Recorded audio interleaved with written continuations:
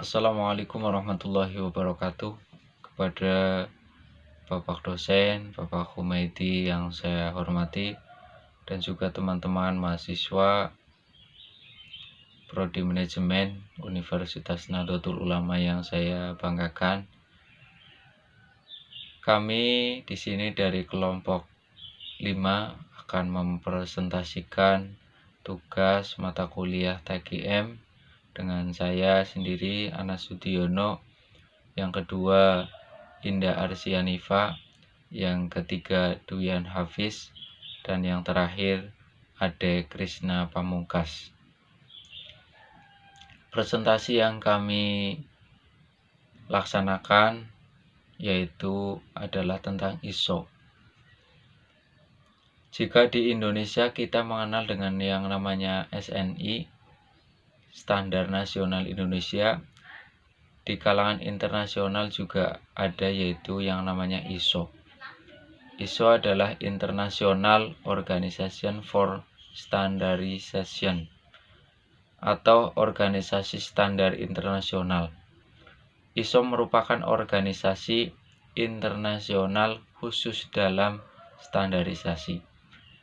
ISO terdiri dari beberapa anggota yang dari organisasi standarisasi nasional yang berasal dari ratusan negara di dunia. Logo ISO sering kita melihatnya di banyak perusahaan yang sifatnya nasional hingga multinasional. Tapi sudahkah kita paham atau kita tahu ISO itu apa saja kekurangannya, kegunaannya, dan jenisnya apa saja? Selanjutnya, ISO sendiri itu berasal dari bahasa Yunani yang artinya yaitu isos, yang berarti sama atau serupa. ISO merupakan organisasi internasional khusus dalam hal standarisasi. ISO secara teknis dibentuk pada tahun 1986 dengan nama Technical Committee 167 (TC 176) atau lebih dikenal sebagai ISO atau TC 176, dan telah berhasil menyusun seri standar yang dapat diterima secara internasional. Kemudian pada tanggal 1947 secara resmi ISO dibentuk dengan kegiatan pokoknya menghasilkan kesepakatan internasional yang kemudian dipublikasikan sebagai standar internasional. ISO bertugas menetapkan atau menentukan standar internasional di bidang industri dan komersial dunia yang tujuan didirikannya adalah untuk meningkatkan perdagangan negara-negara yang ada di dunia ini. Setiap perusahaan yang bersaing secara global dapat diukur kemampuannya atau keadaannya dengan standar-standar yang telah ditetapkan ISO. Ya, saya Indah Arsianifa. Di sini saya akan melanjutkan presentasi tentang jenis-jenis ISO. Yang ketiga yaitu ada ISO 28000. Kegunaan ISO 28000 adalah untuk menjamin keamanan rantai pasokan atau supply chain security atau keamanan segala aktivitas dan orang-orang yang terlibat dalam kegiatan usaha tersebut, karena pekerjaan yang dilakukan memiliki risiko yang cukup tinggi. Bidang-bidang usaha yang memperlakukan sertifikasi ini biasanya adalah bisnis perhotelan, tambang, perbankan, dan fasilitas umum lainnya. Yang keempat ada ISO 22000.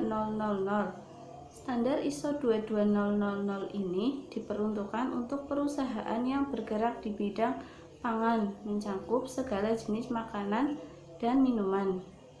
Perusahaan harus memperhatikan aspek keselamatan dan kesehatan konsumen dengan menjamin bahwa produk yang telah diuji keamanannya sebelum bisa dikonsumsi secara luas. Perusahaan perlu melakukan peningkatan terhadap quality control serta rencana pengendalian produk. Standar yang terkait dengan sistem manajemen keamanan ini mensyaratkan agar setiap produk harus memiliki rencana dan proses pengendaliannya.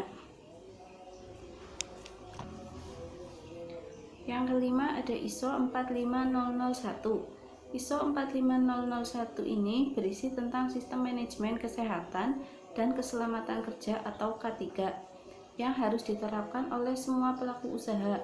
Selain itu, pelaku usaha tersebut harus memiliki mekanisme untuk mengatasi risiko yang mungkin timbul, terkhusus untuk perusahaan yang pekerjaan pegawainya dalam aktivitas kerja yang memiliki risiko sedang hingga perlu mengantongi standar sertifikasi ISO 45001 ini. Fungsinya untuk memberikan tempat kerja yang sehat dan aman bagi karyawan sampai pengunjung sehingga terhindar dari segala risiko dalam aktivitas pekerjaannya.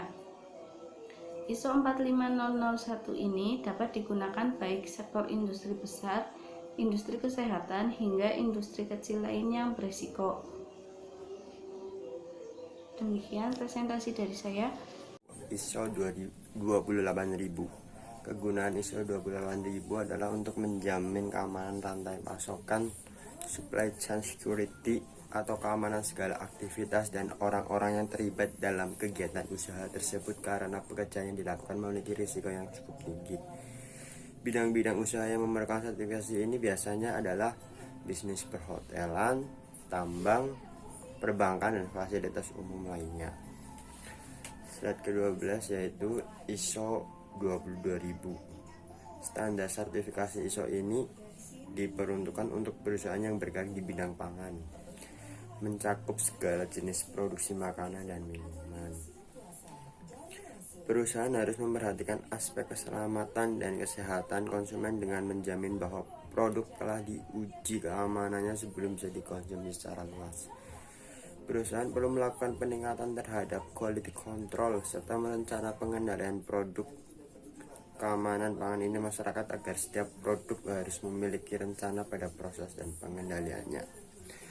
Slide terakhir yaitu ada ISO 45001. ISO 45001 berisi tentang sistem manajemen kesehatan dan keselamatan kerja (K3) yang harus diterapkan oleh semua pelaku usaha. Selain itu, pelaku usaha tersebut harus memiliki mekanisme untuk mengatasi risiko yang mungkin timbul, terkhusus untuk perusahaan yang mempekerjakan pegawainya dalam aktivasi kerja yang memiliki risiko sedang hingga tinggi perlu mengantongi standar sertifikasi ISO 45001 ini. Fungsinya untuk memberikan tempat kerja yang sehat dan aman baik bagi karyawan sampai pengunjung sehingga terhindar dari segala risiko. Dalam aktivitas pekerjaan, ISO 45001 ini dapat digunakan baik oleh sektor industri besar. Terima kasih. Di sini saya Tikrisina Pamungkas mau mempresentasikan materi TKM yaitu tentang ISO. Dalam standar ada 6 dokumen yang ditentukan oleh ISO. Yang pertama kontrol dokumen, yang kedua control of record, yang ketiga internal, yang keempat kontrol produk atau layanan yang tidak sesuai, yang kelima tindakan korektif, yang terakhir tindakan preventif. Untuk selanjutnya standar ISO ada 5 bagian. Yang pertama membuat pengembangan produksi dan penyediaan produk dan layanan yang lebih efisien, aman, dan bersih. Yang kedua memfasilitasi perdagangan antara negara dan membuatnya lebih adil. Yang ketiga menyediakan pemerintah dengan dasar teknis untuk kesehatan, keselamatan, dan undang-undang lingkungan dan penelitian kesesuaian. Yang keempat berbagai kemajuan teknologi dan praktek manajemen yang baik menyebarkan inovasi. Yang kelima melindungi konsumen dan pengguna pada umumnya produk dan jasa. Yang terakhir membuat hidup lebih sederhana dengan menyediakan solusi untuk masalah umum.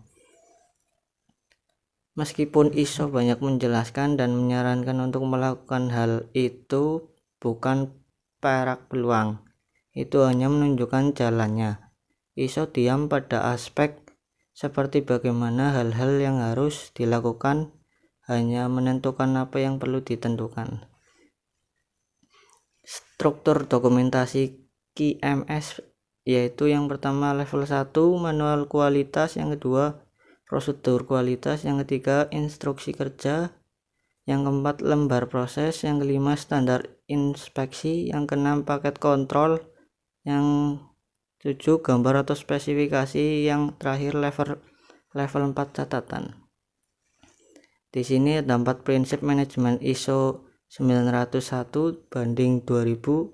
Yang keempat, yang pertama fokus pelanggan, yang kedua kepemimpinan, yang ketiga keterlibatan orang, yang keempat pendekatan proses. Sekian presentasi dari saya. Apabila ada kesalahan kata tidak disengaja, mohon dimaafkan. Wassalamualaikum warahmatullahi wabarakatuh.